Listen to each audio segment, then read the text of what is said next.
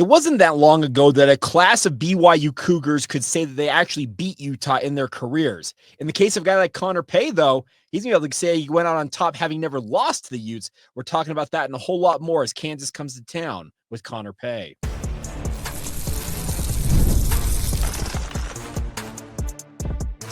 You are Locked On Cougars, your daily podcast on the BYU Cougars, part of the Locked On Podcast Network, your team every day. What's up, everybody? I'm Jake Hatch, your host here on Locked On Cougars, resident BYU insider. Thank you for making Locked On Cougars your first view and or listen of the day. And as always, thank you to all of you who are everydayers right here on your original daily podcast focused on the BYU Cougars. Today's show is brought to you by our friends over at FanDuel. Go to FanDuel.com today, place a $5 bet, and if that $5 bet hits, get $150 in bonus bets, courtesy of our friends over at FanDuel, and it's guaranteed. That's the best part about this. Get started today at FanDuel.com. All right, please welcome in now BYU team captain and all-around fine gentleman, Connor Pay. And Connor, I mentioned in the open, how good does it feel to say that you have never lost the University of Utah as a BYU Cougar? Feels pretty awesome. Pretty awesome. I think not a lot of players at BYU in the last few years have been able to say that over the last decade or 15 years or whatever. And so, I feel honored. I'll put it that way. Before we talk about Kansas, I want to just kind of reflect on Utah for a moment here. You're on the sideline there. Crazy game. You guys fell behind 21-10 at halftime and then rallied in the second half. Just give me your overall sense of what led to you guys being able to dig out of the hole you created for yourselves in the first half. I think just settling in a little bit. We played a little bit outside of ourselves in that first half. And obviously, it's a good environment, right? And it's a tough environment to play in. And so I think we made a few uncharacteristic mistakes. Thankfully, we didn't really have too many false start penalties or things because of the crowd noise. I think Waylon's false start was, on Jake's move call, not exactly because he couldn't hear. And then Bruce had a couple snap infractions that were really more timing issues than noise issues. And so, I think just like weird self-inflicted wounds like that kind of uncharacteristic of us there in that first half, and then just like settling in and Kalani talked about it a lot at halftime, like, look, we're just not playing our game. We got to get back to playing our game. And obviously there were still a lot of mistakes we made on offense in the second half. Thankfully we did just enough to win, but the defense played the lights out in the second half and put us in some good positions, after we had put them in some poor ones, going 3 and out on those first two drives of the second half and, giving them the ball at almost midfield. I think Utah gained only 70 yards in the entire second half. And so big shout out to the defense, man. They were a big reason why we were able to get out of that hole in the first place. And, to be able to have 2 drives going over 90 plus yards was huge, because they did a good job pinning us on punt. And then I think we went 94 yards on one drive for a field goal and 96 for a touchdown, and so that was a big deal. All right. So after this game, unprompted, Utah's athletic director, Mark Harlan, walks to the podium. And I'll tell you this much, working the media game, he stunned everybody when he did this, Connor. And he goes up there and says, this game was stolen. That's stolen from us. And he goes off and rips the Big 12, rips the officiating, says he's going to call Brett Ymark and essentially say, that was our game. Give me your response to Mark Harlan. I mean, I couldn't care less what Mark Harlan thinks or feels, and so I don't know if I even have an opinion on it. Okay. But I mean, obviously it was a poor move. Well, that's why he had to issue. People said he issued an apology. I read it. That wasn't an apology. He issued a statement, right? And then, Commissioner Ymark clearly didn't give 2 craps about what he had to say either. So, slapped $40K on him, and I just think it was, and I understand it's I've lost bad games too. So I understand the emotions, but for him, for that unsportsmanlike conduct penalty at the last play of the game to be on him walking on the field as the AD. And then I don't know, you've been in the media a lot longer than me, but I don't think I've ever seen a AD take the podium after a game. I didn't really think that was a thing in college sports. It's And not. so that was pretty odd. But obviously, unfortunately, trust me, I have a tendency to run my mouth sometimes too, and it can bite you in the butt, and it bit him on this one. But yeah, I mean, he can be mad if he wants, to say the game was stolen, I thought was pretty childish. Sure, was it a questionable call? Anybody can say any call is questionable, right? If you go up there in front of fans and to do that in front of your players, who just fought their hearts out and they played the best game they'd played the entire year, and to go say that that was stolen, I thought was a little bit childish. But, again, emotions were high. And I'll say this too. I said it last week in a quote from Coach Woods, when emotions are high, intelligence goes down. Mhm. Right? And I think that was just one of those moments. Right. And again, I thought it was a little strange for the conference that pulled them out of, ending up in the Mountain West, for him to go after the conference like that. And yeah, Brett Ymark wasn't having it. Utah doesn't have that kind of pull in this conference. It's not the Pac-12 anymore.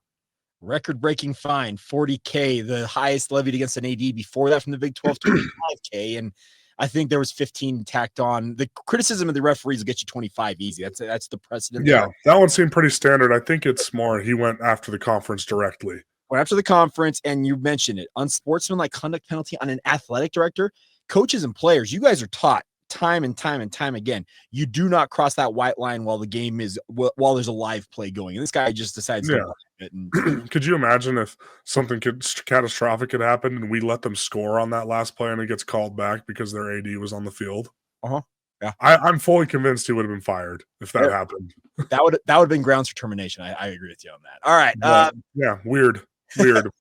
Crazy times. But you're right. Emotions run high, obviously, and it's a rivalry game. Give me a sense. It was the biggest crowd in Utah history, 54,000 and change. Highest attended game in Utah football history. What did you make of the environment? I've got like 3 or 4 people in our Locked On Cougars Insider group who want to know your evaluation. Some of them were at the game, some of them watching on TV. They want your evaluation standing there on the sideline of the crowd noise environment. Well, great environment. Hostile. It's one of those environments that as a player, it's fun to play in.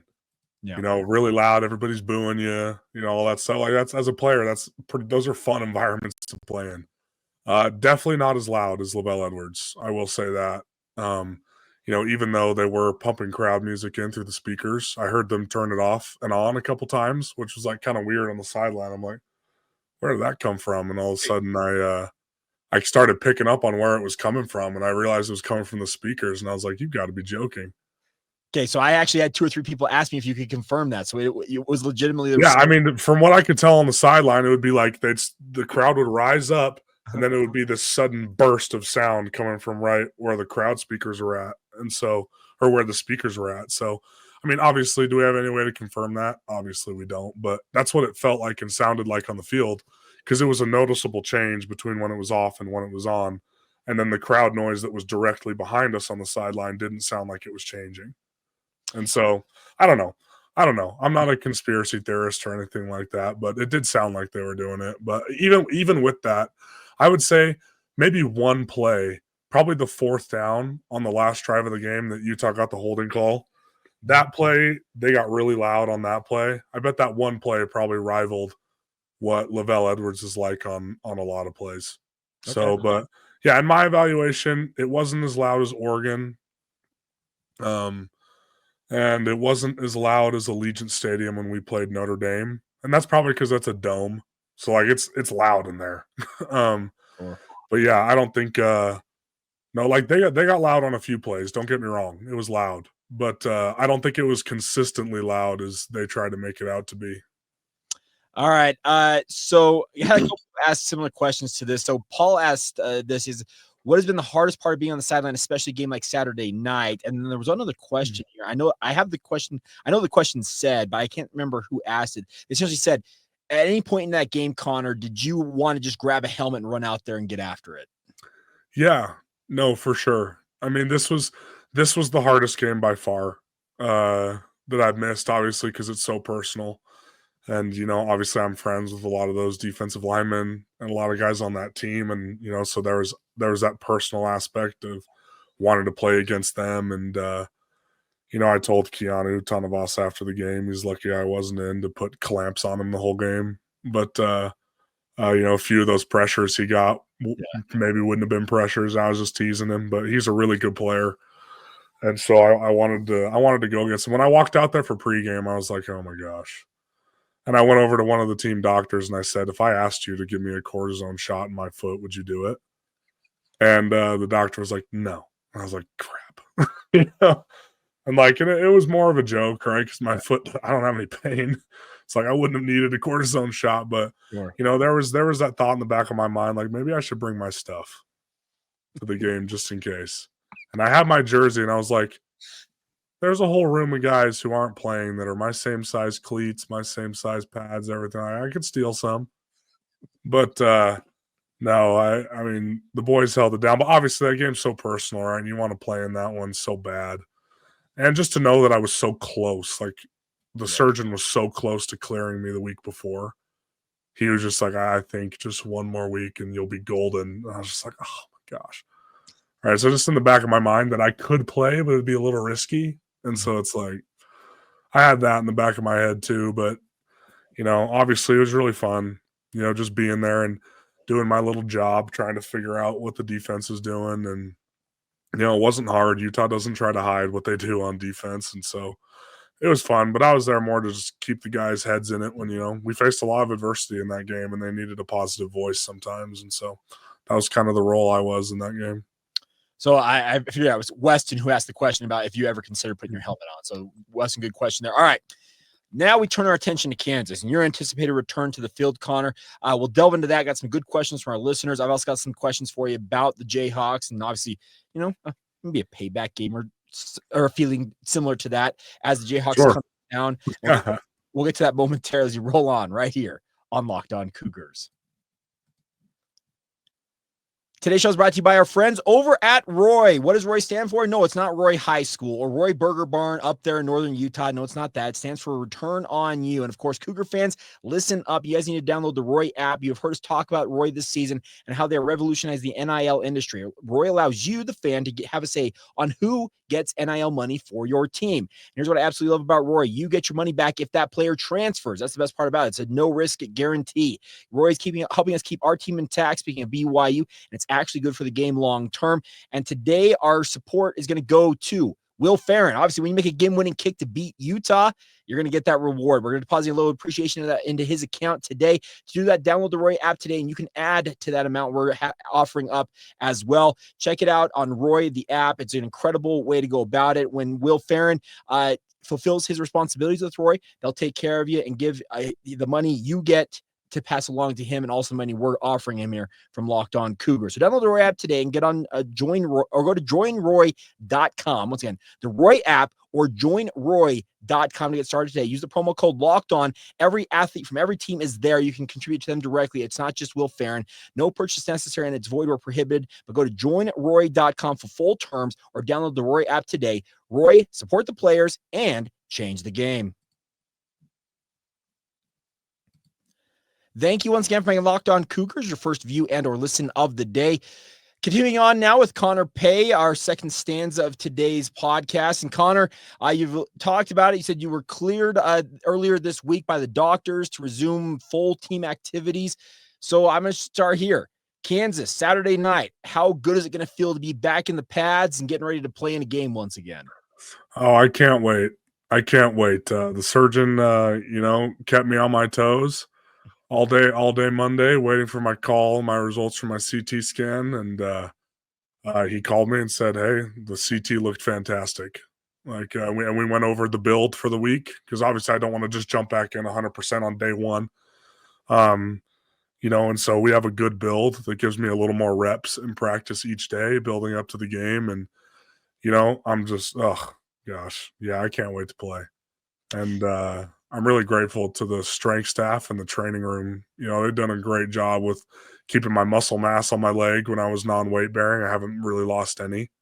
Keeping me in shape, to be able to come back. And obviously there's nothing like football shape. Like playing football is the only way to get into football shape. So looking forward to the practice reps this week for that. But it's going to make that transition a lot faster because they've kept me in shape and I think part of me feels like Phillis was just coming up with crap just to just make my life suck on an assault bike. But he probably had some fun with it. But regardless, it kept me in somewhat shape. If round is a shape, it kept me in that shape.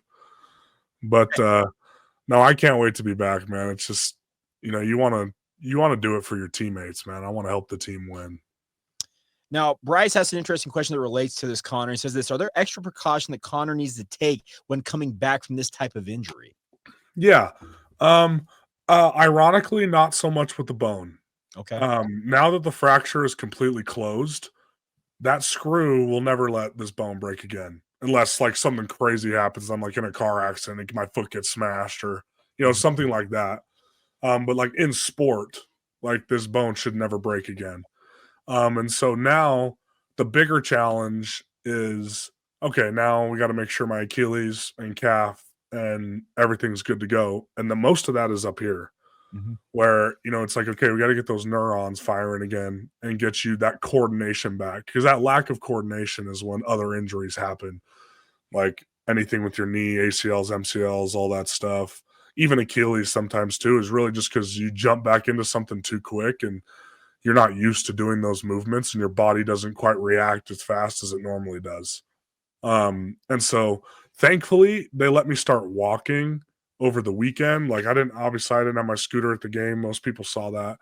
And so it's like the initial soreness of like my ankle. Cause it's like when you don't use a limb like that for 5 weeks or 4.5 weeks or whatever it was, it almost felt like the coming back from a sprained ankle, or it's like I try to press and move my ankle and it's like non-responsive for that first 6 or 8 hours where it's like you got to wake it up again. Yeah. And so like walking over the whole weekend was awesome because my ankle feels 10 times better today than it did on Saturday. And so we've already started that process of my brain kind of making those connections again. And so that's what mainly tomorrow is going to be. I probably won't hit very much tomorrow, very little. It's going to be more a coordination day. Where it's like make sure I'm doing all my footwork and all that stuff non-contact. Don't put myself in any compromising positions. Then Wednesday, ease into a little more contact. Thursday, more contact. Friday, full go, and Saturday we're good. So yeah, the surgeon outlined the whole plan for me on how to do that safely. And thankfully, all the stuff that I've been doing the last month and a half is going to make this process a lot faster. And so I'm grateful for that. But yeah, that's kind of how it goes. It's kind of interesting stuff. Now, I was in Lawrence, Kansas last year for your first ever Big 12 game as a football program. I made the trip out there to watch BYU take on Kansas. And unfortunately, Parker Kingston got absolutely obliterated on like the first or second play and ended up scooping. Yeah. You essentially were playing from behind the rest of that game. So Mark asked this question. I was going to ask it myself, but how much does like a revenge factor play into this matchup as the Jayhawks come to Provo, Utah?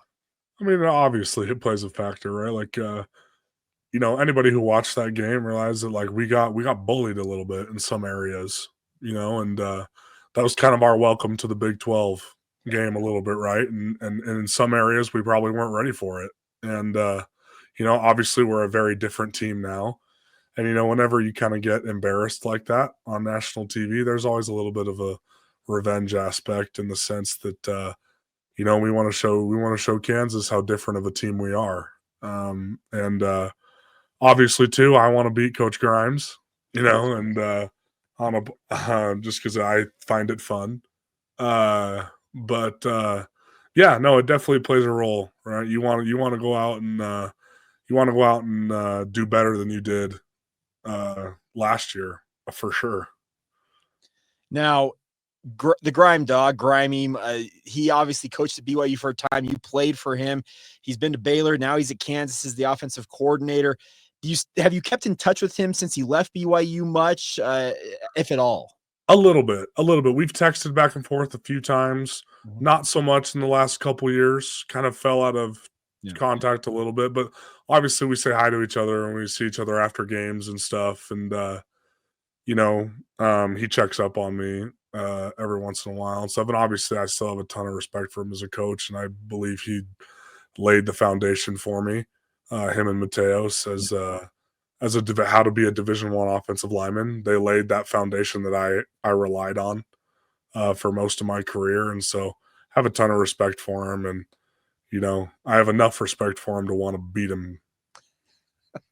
Well, and that's the other thing about this is he, along with Aaron Roderick, kind of built the offense you guys run to this day. So he's got institutional knowledge of BYU, but vice versa.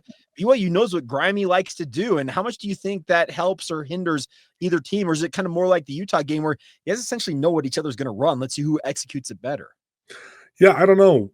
Both have been away from each other far enough to where I think the offenses have changed enough to where it's not quite the same. Okay. But at the same time, yeah, I think I don't think it makes that big of a difference because what he knows about us is what we know about him. And so I think it kind of balances itself out. All right. Now, late night, obviously, it's going to be cold. It's supposed to be similar to the Utah game, high 30s, low 40s. I know Beautiful. You love that's football weather in Connor Pay's world. I know some guys may think it's a little bit more chilly. I had a conversation with one of your teammates last week who I'm not going to reveal who it was, but they were like, Jake, I don't want to wear sleeves Saturday. I don't want to wear sleeves Saturday night, but I'm really considering doing it. Now, I will say this athlete on your team did end up going sleeveless. Like a lot of the guys against Utah, they decided to, I know we saw Tyler Batty walk out shirtless for pregame warmups, just trying to, like, cold isn't bothering me. But do you think that the guys from Lawrence are going to be a little bit jolted by the elevation, the cold, and more importantly, you're already talking about the crowd dynamics of LES? I would put the crowd dynamics at number one because it gets pretty cold in Kansas, doesn't it? It does, but I'm talking more the combination of, because I've had guys tell me, and in the soccer world, you run a lot more in soccer, obviously, but they've said that when guys come and play at Royale Salt Lake, when it's cold weather, it's murder on your lungs because you're huffing and puffing and it's already thinner air to begin with. That makes sense. Yeah, that makes sense. That could be challenging too. I mean, personally, I'm fired up for it because I operate way better in the cold than I do in the heat, and especially coming back. Yeah. Obviously, I'm not going to be in full football shape in 5 days. It's probably going to take me a week or two to get my lungs back fully. And so I'm going to be loving that cold air. Where it's like if it was 90 degrees, I would be dying out there, and especially if we have an 8, 10, 12 play drive, I'm going to be like, woof, I'm going to be huffing and puffing. So I'm going to be it's weird. I don't know. I guess most people are like this, but me especially, it's a lot easier to just keep rocking and rolling in the cold than it is in the hot. Yeah, I would agree with you on that. Now, the last thing I got on this game is I take it that you're anticipating you're going to be starting Saturday night, even if you're not, I say 100% full fitness, as it were. Yeah. The nice thing is fitness can be managed a little bit in a game, and I think I'm definitely going to be fine. I've done it enough times now to I kind of know where my gauge is, at this point. And the only time I think that I'd be really gassed is if we had a drive that goes more than like 12 plays. Okay. If we cross that mark, I might not be in shape for play 13, 14, 15, but hopefully there's a breakage at some point, a media timeout or something. If I get one of those, I'll be good to go. Bruce, get ready, man. All right. We will finish up this edition of the podcast with some more questions. Got some good ones still to go, and we'll get Connor's responses to those momentarily. Roll on here, right here on Locked On Cougars. Today's show is brought to you by our friends over at FanDuel. Now, FanDuel is here for you guys to have some fun this NFL season. You get ready to tackle all the NFL action with FanDuel, as they are America's #1 sportsbook. Right now, new customers bet $5 and get $150 in bonus bets if your first bet wins. Simple as that. FanDuel Sportsbook app gives you everything you need to place live bets on the NFL all in one place. And when you get a hunch in the middle of a game, you can check out the latest stats, you live play-by-play, and so much more on the same page where you're placing those bets. Visit FanDuel.com to join and get started today. Once again, you'll get started with $150 in bonus bets if your first $5 bet hits. It's as simple as that. That's FanDuel.com. Never waste a hunch and make every moment more with our friends at FanDuel, an official sportsbook partner of the NFL. Thank you once again for making Locked On Cougars your first view and or listen of the day. If you have not done so already, another shameless plug to join the Locked On Cougars Insider Group. Get all things, the inside scoop on BYU athletics from myself coming to your phone in the form of a text message. There's a link in the show notes, whether you're watching this on YouTube or wherever you get your podcast. You can join us today, and it's a 14-day free trial before you have to pay anything. All right. Final stanza of today's show, talking with Connor Pay. And Connor, I've got a really interesting question here from one of our listeners, and he's asked it for quite a while, and I'm going to let you answer it. I could have answered it myself. I'm going to let you answer it. And Austin, he's been asking this. He says, what does the A patch mean to some of the guys on the team, and what any difference is there for those who have the A versus the standard C captain patch that Connor has on his jersey? And co-captains. I think the A kind of stands for like associate captain or something like that, or alternate captain. And it really was just based. Kalani likes to have a leadership council. Mm-hmm. He doesn't want it to just be the 4 captains. He likes having a few more voices, and when it's done right, that spread of leadership across the team can be a really powerful thing, and it has been for us this year. It also can be, when it's not done the right way, it can be a negative thing. Too many voices, too many opinions, that type of deal. But with everyone so bought into the culture this year, it's been a really, really positive thing. And so it was basically just done by votes, right? The 4 captains are the 4 guys that got the top 4 votes, or the highest number of votes by the team when we voted for captains. And then the other 8 or 10 associate captains and co-captains are kind of the next in line. It just basically went down based on the order of the number of votes you got from your teammates to be a captain. Okay, it blipped right when you answered the question. So A is associate captain, C is actual captain, like the main. Yeah. There's the captains, and then there's the co-captains. Associate. Because I think in terms of votes, I think there was a decent gap between the 4 of us and then all the other captains. But no, it was all based on voting. And Kalani's carried as many as 8 full captains at times because of the voting. So you're right. That makes a lot of sense. All right. Now, next question here. And this one's a fun one because it obviously goes back to the game on Saturday night. And Ben asked this. Ask Connor if he has any stories about Utah fans. He said, I and my family got harassed a ton. So it'd be fun to hear if he has any stories from Saturday night or any other interactions with Utah fans. I mean, I do. Are they not appropriate? No.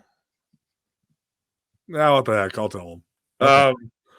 I think obviously, like, I was at the Coastal Carolina game. So like, I've been in hostile environments before, fans trying to fight us, fights on the field, all that stuff. Doesn't even hold a cap to what Rice-Eccles was like in the sense of like actual physical harassment. Okay. Like, anybody can say, like, I don't mind, like, all the people yelling bad words at us and stuff. Like, people can say what they want. Like, I don't care about that. I think that's part of what makes the rivalry fun, is that, they're so hostile and they're yelling things at you and all these things, shouting expletives and all this stuff. Like, that's part of the rivalry. I enjoy that aspect. And I wouldn't want them to change that. Like, that's part of what makes opposing rival environments fun. But when it gets to the point to where there's actual physical, like, assaulting of opposing fans, that's where I draw the line, and it's thankfully I didn't have any run-ins like myself with, I don't know. I mean, people would be an idiot if they tried to physically assault me, because I don't think I'll go to jail if it's retaliation and I could do some damage, and so, but just hearing stupid things like our cheer coach, getting hit in the head with a metal water bottle and knocking her out, like, that's absurd. Yeah. And it's just like stuff like that, which I totally understand is like not the majority of Utah fans, and so I don't want people to think that like I'm projecting this across the entire fan base, because I'm not. But there's like that tiny fraction of just fans that take it way too far. And just, I had my brother and my family members there, and people know who my brother is, right? And they know he committed to BYU, and there were a lot of people, shouting and yelling at him. Obviously, he's massive too, so I don't think anyone had the balls to come up and actually confront him face to face. But he was getting yelled at, and just like I had some really close friends, one of my roommates too, who got hit by someone after the game, and like things like that, and and so things like that where I'm just like, come on, like that's ridiculous. Like say whatever you want. I don't care about the shouting, the words, all that stuff. That's fun, right? But when it comes to like people actually physically getting hurt, like that's ridiculous, and we don't need that. And I guess the only do I have any personal stories? I guess there was one super drunk old man, like at the hanging on the bars like this, like where we walk out to our buses after the game. And he's like, "You guys are dirty players, as we all come walking out to the buses. And I come walking out, and I like looked at him, and he's like, "You're a dirty player." And I was like, "Bro, you're not even conscious enough to realize I have a boot on my foot. I didn't even play." And he's like, "You played dirty." He's like, "You're a dirty player." I'm like, "Bro, look at you. You're a dirty human." Like, what are you coming at me for, dude? Like, that was the only one-on-one interaction that I had. I had two other interaction with Utah fans, and they were both saying, "Hey, man, love your podcast that you and Chase are doing." All right. Random. One from a Utah fan who was one of the security guards, and then another one from just a normal Utah fan. He's like, "Hey, I hate you right now, but I really like you and Chase's podcast." And I was like, "Hey, I hate you too, and I appreciate it." So those are my only run-ins. Okay. Fair enough. Now I got two more questions. We'll get to two more before we go here. One related to the game this week, and then one just off the cuff. We'll get to the one off the cuff real quick. Landon asked this: if the coaches were to have a battle royale fight night, who would win and why? Wait, is this for our staff only, or is this for staff only? Yes. Okay. Oh my gosh. Battle royale fight night. I think it would have to probably come down to Kalani. Because don't get it twisted now. I've heard some stories. Let's just put it that way. Kalani's my pick right now. I'll just say he's my favorite. I would say that Coach Phillis was a Gold Glove boxer. Oh. So that's why I'm gonna have to throw him in the mix, and then Justin Enna. All right. Yeah. As well, Coach Enna. First of all, he's a grade A psycho, and so I feel like he could tap into that. K-pop's got that a little bit to him too. K-pop's got some screws loose, that's for sure. Man, I think Harvey Unga has that too. The hardest hit I ever took in high school football came from Harvey Unga. I'll just say that. You got hit by Harvey? Yeah, we played. So he and I are the same age in high school. And we played each other in the second round of the playoffs, and it was not pretty. Let's just put it that way. Okay, we'll leave it at that. I'll look up the clip later. I don't know if I could pick one. Okay. But those are the guys that would be the last people standing, right? I think maybe even Al Papunu in there too. Like, I'm thinking about the guys that like have some screws loose that could, like, if they came unhinged, it would be a bad deal. Okay. So I like that. Yeah, I think that's my list. You named all the contenders I would have had in there. The only other person I would have added, because I think about like the kind of the wily nature, Gennaro Guilford. That's the only one I would add to that. G too, and also maybe ironically our mental health specialist, Braden Brown. Oh yeah, okay, Braden. I don't know if you've heard some of the stories of when he was in college, but we had an O-line dinner during the bye week. Braden Hansen had us all over to his house in Highland and brought all of his teammates over from his era. And the two O-lines, we had dinner together and hung out. And they were all telling stories of like, it's so funny that he's the mental health specialist. He was the biggest psycho on our team. All this stuff. It was so funny. So, man, might have to throw Braden in the mix too. Who knows? All right, there you go. All right, final question here, and this obviously both looks back and looks ahead. And it's a great question for Michael to finish on. Is there anything specific BYU is doing to not let the hype and the essentially a letdown or look a holdover from the Utah win cause a letdown this week against Kansas? Yeah, watch the tape. We made a lot of mistakes, put ourselves in a lot of bad situations. That's one of the things we talked about today is like, look, that was a fantastic win. It was a great showing of overcoming adversity, and just keep chugging along when things were not looking good for us. But at the same time, you have to watch that film and be honest with yourself that like we made a lot of mistakes, and so you got to take pride in and be confident in what you did well in a game, but you also have to be humble and be like, look, we may have just moved to 9-0, but it was by the skin of our teeth when it didn't need to be. Mm-hmm. And so I think that's the mindset this week of like, look, like it's great to be humbled like that in a win where that was a humbling game for us. Yeah. In the sense, like it is true. Like that was probably the worst overall game we've played as a team this year, and that was Utah's best. Not a great combination for us. Mm-hmm. Right. But it was still great to come out with a win from that. But you also have to realize and be honest with how you played. Right. Okay. And be constructive about, okay, this is what I need to do to address these issues this week. And that was a big theme of today. Is like, okay, take pride in what we did well in the win, but also realize that we've got a long way to go. All right. Well, Connor, it's good to have you back, I guess, officially back to work, getting ready to get back on the field against the Jayhawks. Best of luck this Saturday, and we will reconvene next week and get your breakdown of your first game back from injury. Sounds good. Thank you. All right. That's Connor Pay. I'm Jake Hatch. Once again, thank you for making Locked On Cougars your first view and or listen of the day. And as always, make sure to download, subscribe, rate, review, do all the things that help build this podcast. We've had a fantastic response, obviously, in the wake of a win over Utah with thousands. I'm talking about thousands of new listeners, subscribers, all that stuff. Continue to share it with your family and friends as always. And as always, thank you for making it your first listen of the day and being an everydayer with us right here on the Locked On Cougars podcast.